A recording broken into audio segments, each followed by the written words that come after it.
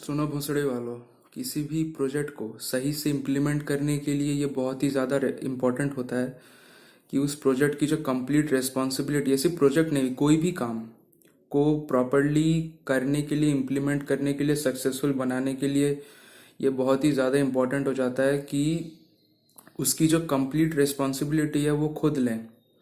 ठीक है, अब इंडियन रेलवेज के में होता यह है कि बेंचो दिलों का बहुत सारा प्रोजेक्ट्स है। ठीक है, लेकिन ये लोग जो सबसे इम्पोर्टेंट जो चीज़ होता है किसी भी प्रोजेक्ट को सही से इम्प्लीमेंट करने के लिए, वो होता है land acquisition.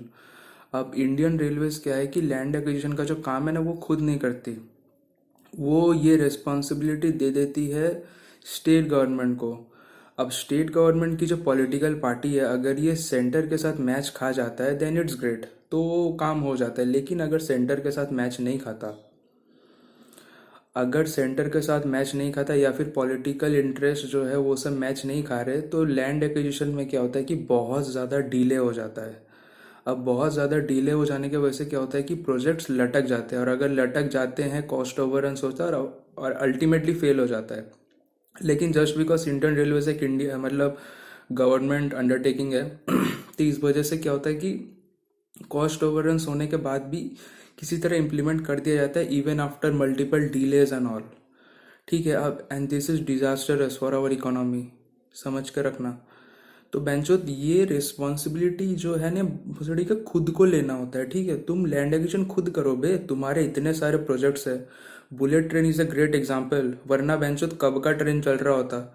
Just because land acquisition का जो काम है वो स्टेट गवर्नमेंट को दिया गया है, इस वजह से आज अभी भी काम हो रहा है, अंडर कंस्ट्रक्शन। मेरे बच्चे हो जाएंगे, मेरे बच्चों के बच्चे हो जाएंगे। ठीक है, मैं टपक जाऊंगा तब भी स्टार्ट नहीं होगा बुलेट ट्रेन वाला प्रोजेक्ट। इतने सारे डबलिंग, ट्रिपलिंग, क्वाड्रपलिंग, इतने सारे प्रोजेक्ट्स हैं इंडिया में, सब लटके हुए हैं भाई। आप लोग सर्च कीजिएगा, बहुत सारे प्रोजेक्ट्स हैं जो सब लटके हुए हैं। और इसका जो मेन रीजन है वो है लैंड एक्विजिशन। भूसड़ी का तुम खुद का एजेंसी बनाओ बे, जो लैंड एक्विजिशन में हेल्प करेगा। इससे क्या होगा कि प्रोजेक्ट इंप्लीमेंट कर पाओगे। रिस्पॉन्सिबिलिटी, इट्स वेरी इंपॉर्टेंट कि you take that responsibility, full responsibility. किसी के ऊपर भरोसा करोगे ना भाई तो ऐसा ही होगा, और ऐसे एक्सीडेंट्स होते रहेंगे क्योंकि एफिशिएंट नहीं है ना, सही से काम हो ही नहीं पा रहा है। तो ये बहुत ज़्यादा इम्पोर्टेंट है इंडियन रेलवेज के लिए। कोई भी प्रोजेक्ट हो, डबलिंग, ट्रिपलिंग, छोटा बड़ा बेंचोत, कोई भी प्रोजेक्ट हो, ये सबसे ज़्यादा इम्पोर्टेंट है कि रिस्पॉन्सिबिलिटी जो है वो खुद ले बेंचोत। स्टेट गवर्नमेंट के ऊपर प्लीज़ मत दे।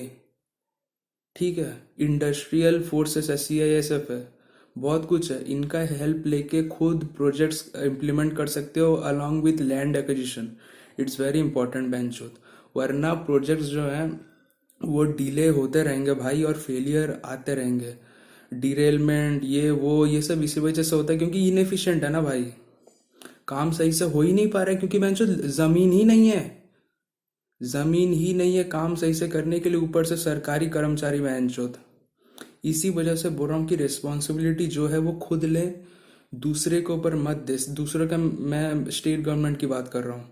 लैंड एक्विजिशन जो है ये बहुत ज़्यादा इंपॉर्टेंट है कि खुद इंडियन रेलवेज करे, ताकि उनके जो प्रोजेक्ट्स हैं वह सही से इम्प्लीमेंट हो पाए। समझे?